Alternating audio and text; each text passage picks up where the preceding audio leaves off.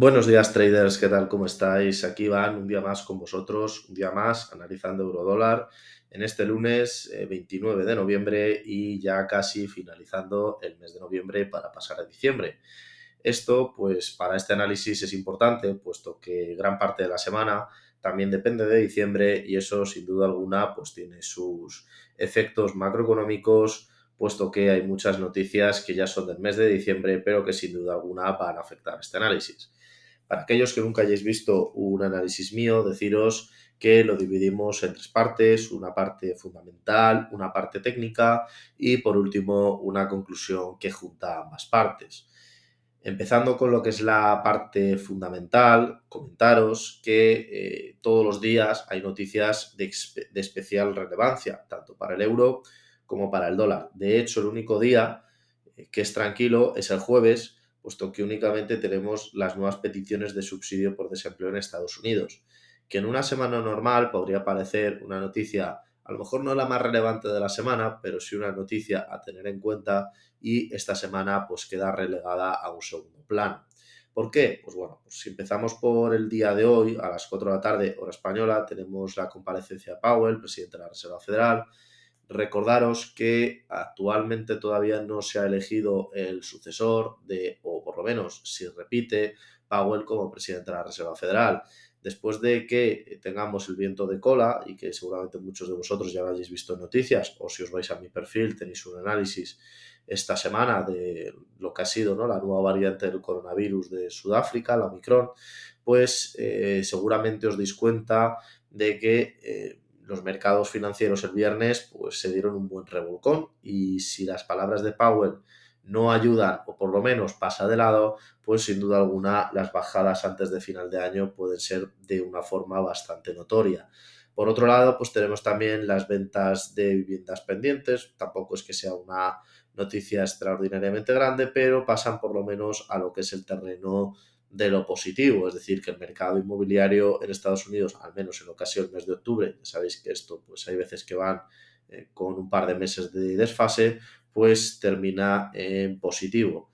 Por otro lado, pues también tenemos comparecencia de Lagarde, presidenta del Banco Central Europeo, la misma línea que Powell, pero sobre todo con la preocupación que hay en Europa por la nueva variante del coronavirus. Esto ha pegado más en Europa que en Estados Unidos, o por lo menos la importancia que se le está dando. Por lo tanto, veremos a ver por dónde nos sale en cuanto a política monetaria y en cuanto a estímulos. Ya destacó hace una semana que no iba a haber subidas de tipos en lo que era el año 2022, pero tenemos ya unos datos de inflación que sin duda alguna pues están llegando a picos muy altos o por lo menos no visto en las últimas décadas. Por lo tanto, a ver qué nos quiere decir y sobre todo qué tiene pensado de cara a este último mes del año. Seguramente tengamos más discursos de ella en lo que queda del siguiente mes, pero en lo que queda de noviembre es su último discurso. Por otro lado, pues tenemos también a las 9 de la noche, hora española, ya el mercado está cerrado, declaraciones de Powell, miembro de la FOMC. Bueno, ya sabéis que Powell es el presidente de la Reserva Federal, pero también participa de las reuniones de la FOMC debido a su cargo y le oiremos hablar no hoy una vez, sino le oiremos hablar dos veces, ¿no? Si la volatilidad es grande, pues imaginaros el día de hoy. Debido a las horas, ¿no? También pensad que los mercados andan cerrados o con muy poquita volatilidad, por lo tanto seguramente lo veamos reflejado en la sesión del martes por la mañana. Pasando a lo que sería el martes, tenemos el PMI manufacturero de noviembre de China, que sigue, aunque sube un poquito, ¿no?, las previsiones, y no sabemos si se van a cumplir o no, por supuesto, pero sigue en terreno negativo o muy cercano a lo negativo. Por lo tanto, pues yo creo que podemos considerarlo como un dato macroeconómico malo que afecta tanto al euro como al dólar, pero que en gran medida afecta más al comercio, ¿no?, sobre todo con Estados Unidos, puesto que la balanza comercial que tiene con ellos es infinitamente mayor de la que tiene con Europa. Por otro lado, pues ya abierta la sesión europea, pues tenemos el cambio de desempleo en Alemania, ¿no?, del mes de noviembre. Sigue en terreno de creación de empleo la locomotora europea, pero con unos datos pues bastante limitados, ¿no? Por otro lado, pues una creación, ¿no?, podríamos decir, de unos 25.000 empleos. Es cierto que está muy bien, pero tampoco termina de solucionar el problema generalizado, ¿no?, que se está provocando con el coronavirus y que sin duda alguna, en cuanto acabe el mes o incluso empiece el que viene, veremos como a lo mejor estos cambios de desempleo pues se terminan de consumir, ¿no?, en el sentido contrario. Tenemos también el IPC en la zona euro en versión anualizada al mes de noviembre, un 4,4, ya la inflación va por más del doble de lo que normalmente pues se tenía, ¿no? Es decir, que bueno, que realmente pues no son datos muy buenos. Y en Estados Unidos tenemos por su parte, ya una vez abierta, ¿no?, la sesión americana, pues tenemos la confianza del consumidor de Estados Unidos que pues sigue estando por encima de los 100 puntos, lo cual es una auténtica barbaridad. La gente en Estados Unidos parece que mete el dinero, ¿no?, en cualquier sitio sin mirar, y eso es lo que nos está diciendo este indicador, que es cierto que baja con respecto al mes de octubre, pero está muy lejos de los 100 puntos. Por otro lado, tenemos también a las 4, ¿no?, hora española, comparecencia de Powell, ya sabéis, su tercer discurso esta semana, pero no el último. Y ya pues pasaríamos al día, yo creo que también más importante. El miércoles y el viernes van a ser más importantes y parece que me he quedado corto. Fijaos que llevo 6 minutos de vídeo hablando solamente del apartado fundamental, pero yo creo que hay que destacar y hablar de todas las noticias un poco, por lo menos para que tengáis conciencia de que esta semana el apartado fundamental es no importante, sino importantísimo. Tenemos el PMI manufacturero de Caixin, estamos hablando de China, es como el PMI manufacturero de Estados Unidos o el PMI de la Fed de Filadelfia, ya sabéis que hay distintas formas de medirlo, y en este caso pues el PMI manufacturero de Caixin es muy parecido, ¿no?, o por lo menos datos los arroja muy similares a lo que es el PMI manufacturero estándar, ¿no? En este caso pues le sitúa sobre los 50 puntos, que significa pues que no hay ni crecimiento ni decrecimiento, que para ser China el país que es, pues sin duda es un dato negativo. Por otro lado, en Europa se publica el PMI manufacturero de Alemania del mes de noviembre. Pensad que todos estos datos son ya el mes casi finalizado, por lo tanto, poca modificación puede haber sobre ellos y podrían considerarse datos definitivos, ¿no? Pero tenemos el PMI manufacturero de Alemania que se queda estancado en todos los sentidos, es decir, 57,6 frente a 57,6. Cuando suele ocurrir esto, mal asunto, porque rara vez se queda similar y normalmente suele tender más a la baja, ¿no? Malas noticias para el euro. Por otro lado, pues tenemos el cambio de empleo no agrícola ADP del mes de noviembre, Estados Unidos, ya sabéis, la segunda noticia macroeconómica más importante de Estados Unidos, y parece que se queda estable, lo cual es pues una muy buena noticia. De hecho, por la tarde tenemos ya el cuarto discurso de Powell esta semana, es decir, que realmente nos vamos a aburrir de verle, y en este caso pues yo creo que pocas noticias ya nos puede traer después de 4 discursos y después de los discursos que se pegó ya la semana pasada, ¿no? Por otro lado, pues tenemos el PMI manufacturero también, el ISM del mes de noviembre en Estados Unidos, que no, al contrario de Alemania, que se queda estancado, o de China, que parece que está en términos negativos, bueno, parece no, las previsiones es lo que dicen, pues crece, ¿no? Lo cual es pues realmente sorprendente. El jueves, pues como he comentado antes, ya cambiando de día, pues tenemos las peticiones de subsidio y desempleo de Estados Unidos, más o menos en la línea de siempre, ¿no? Es decir, unos datos muy bajos de desempleo y unas peticiones pues bastante bajas, ¿no?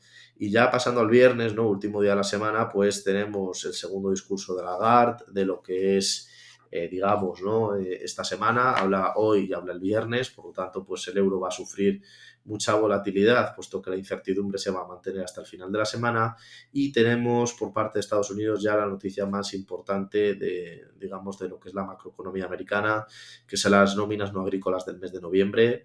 550.000 es la previsión, ya sabéis que siempre hay muchísima volatilidad, pero en este caso pues parece que termina dentro del terreno de lo muy positivo, y sin duda alguna pues eso puede afectar enormemente a la confianza del dólar y de las bolsas americanas. Por otro lado, tenemos la tasa de desempleo en Estados Unidos, que se va reduciendo ya al 4,5, es decir, ya unos datos excelentes, y por otro lado el PMI no manufacturero del ISM, que también se mantiene en cifras superiores al 65, ¿no? Entonces, digamos que Estados Unidos va como un tiro, y en términos macroeconómicos y Europa parece un poquito más estancada, pero sin duda alguna yo creo que lo que es esta semana va a venir marcado por las noticias fundamentales y va a venir marcado sobre todo por los discursos Powell 4 veces y Lagarde 2 veces. Eso sin duda alguna no va a pasar desapercibido. Y fijaros que llevamos ya casi 10 minutos de vídeo. Normalmente 10 minutos suele darnos para hacer un análisis, ¿no? Un análisis entero de una semana, pero fijaros pues que esta semana viene bien cargada, es decir, yo prefiero pararme unos minutos más y que vosotros os dediquéis a escuchar un par de minutos más, porque al final aquí de lo que estamos hablando es de vuestro dinero. Y al final vuestro dinero es lo importante y aquí hemos venido todos a ganar dinero. Por lo tanto, pues si hay que dedicarle un par de minutos más para ganar dinero, pues oye, bienvenido sea. En este caso, pues tenemos también, fijaros, ¿no? Ya entrando en lo que es el apartado técnico, pues nos volvemos a situar en mitad de la zona, en una zona complicada, puesto que hay tanto espacio como para subir como espacio para bajar. Sin embargo, según los indicadores técnicos que solemos utilizar todas las semanas, si utilizamos bandas de Bollinger, vamos a ponerlo por aquí, las bandas de Bollinger tenemos por aquí, fijaros, ¿no? Que hay espacio suficiente para que siga cayendo, pero esta resistencia que ya marcamos hace unos meses, por eso os digo que hacer una buena delimitación es súper importante, va a generar que pues, podáis encontrar estos puntos, ¿no? donde rebote, pero aún así, pues yo creo que después de tocarla se ha vuelto para arriba, pero Bollinger en este caso sigue dejando espacio a que pudiera caer y perforarla, ¿no? Aunque yo creo que bastante difícil, porque si nos vamos a lo que es el RSI estocástico, que es el otro indicador que utilizamos todas las semanas, fijaros cómo se ha disparado. De hecho, incluso con la vela roja el día de hoy, también es cierto que después de una vela como la que se produjo el viernes, pues lo más normal es que se produzca un movimiento a la baja o por lo menos mínimamente correctivo, como está ocurriendo el día de hoy. Ya sabéis que también las grandes caídas pues a veces necesitan tomar un soplo, un suspiro, ¿no? Para poder seguir al alza. En este caso, pues yo creo que es lo que está ocurriendo. De hecho, el RSI estocástico lo está indicando así. Y cuando suele pillar una velocidad tan rápida como esta, que es muy similar a esta, o la que veréis en otras muchas ocasiones, yo creo que al final esto pues, puede tirar hasta arriba. ¿Hasta dónde puede tirar?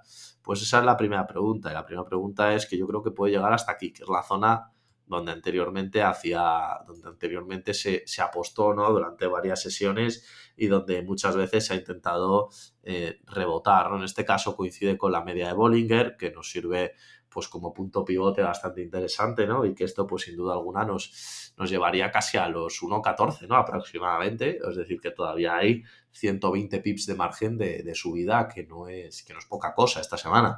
Y luego tenemos, por otro lado, el MAC.